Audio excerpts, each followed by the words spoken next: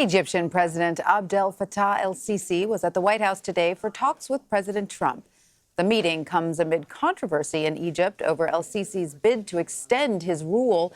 The country will hold a referendum this month on constitutional amendments to allow him to stay in office until 2034. Egypt is also facing accusations of human rights violations. The president praised el-Sisi earlier today. It's a great honor to be with President el-Sisi of Egypt. We have many things to discuss, as you can imagine, military, trade, and I have to say that a lot of progress has been made in a lot of different ways in terms of terrorism and other things with Egypt and within Egypt. It's really incredible what's happened. The U.S.-Egypt relationship was the focus of Michele Dunne's recent article for Politico called "Why is Trump Helping Egypt's Dictator Entrench His Power?" Michele Dunne is a senior associate at the Carnegie Endowment for International Peace, and she joins us now from Washington. Michele, welcome. Great to have you with us. So, thank you. You clearly took issue with this meeting taking place. Why exactly is that? In Egypt right now, the Egyptian parliament is just in the process of passing a bunch of constitutional amendments that would allow President Sisi to stay in power for decades, would give the military a formal role in supervising politics, would take away any freedom of the judiciary. So these are really taking Egypt very much in the direction of a personalized, autocratic rule. And they're just about to hold a popular referendum on these amendments in Egypt in a week or two. So inviting Sisi to the White House right now makes it look as though the United States is putting its stamp of approval on those amendments. That's not the type of thing the United States usually does. In fact, the U.S. usually criticizes, and has done in many places all over the world. Even the Trump administration has done this when those who are in power try to get the Constitution amended so they can stay in power indefinitely. Now, el-Sisi called the relationship with the U.S. strategic. What role does Egypt play in America's foreign policy?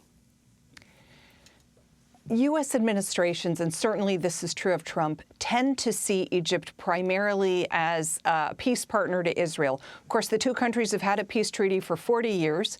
And as we know, President Trump and his administration have some ideas, some pretty unconventional ideas about peace between Israel and the Arab states and the Palestinians, and they would like Egypt's cooperation in this. I think they are overestimating how much Egypt's going to be willing or able to do to help them, but I think that's what they have in mind. Also, during the press conference today, Trump spoke about military cooperation with Egypt and possibly an expansion of trade relations. And Michele, in your article, you outline the risks and benefits of supporting el-Sisi, the arguments both for and against. Can you explain both sides? Well, look, Egypt is an important country. It's 100 million people. It's in a very important location, and nobody wants to see Egypt become unstable. So the United States wants to have a good relationship with Egypt. The problem is there's a leader there now who is more autocratic, far more brutal. I mean, human rights conditions are really terrible there, much worse than they were under Mubarak.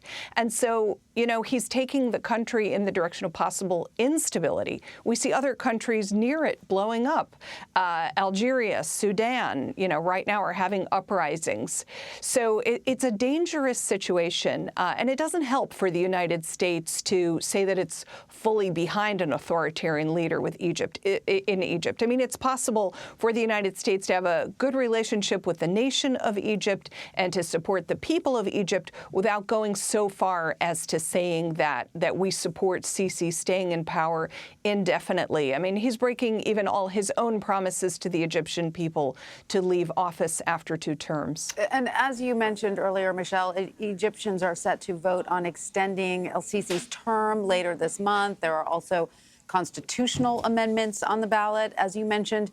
Can you explain what some of those are and how they could impact Egypt? Well, the three big changes in the Constitution would be to lengthen the presidential term from 4 years to 6 years and give Sisi himself an exception to the two-term limit rule.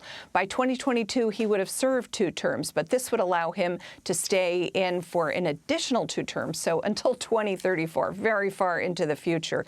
And also, it gives the military the right to intervene in politics, which is a very strange thing to write into a constitution, and it gives the presidency a lot of power over the judiciary, the ability to appoint senior judges, to supervise judicial budgets and so forth. And of course, there's no legislative oversight over judicial appointments as there is, for example, in the United States. So these amendments will take Egypt even further away from any kind of democracy or any kind of meaningful accountability of the government to the citizens. Do you expect any of this to be part of the conversation with President Trump?